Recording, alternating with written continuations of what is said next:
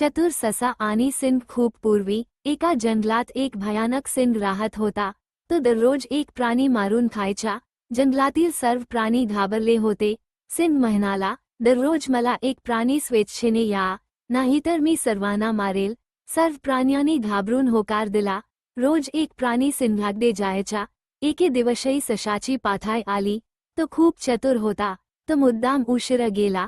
सिंह खूप रागावला, तू इतका उशिरा का आलास? तो गरजला। ससा म्हणाला, माझ्यासोबत आणखी एक ससा येत होता, पण वाटेत एक दुसरा सिंह भेटला।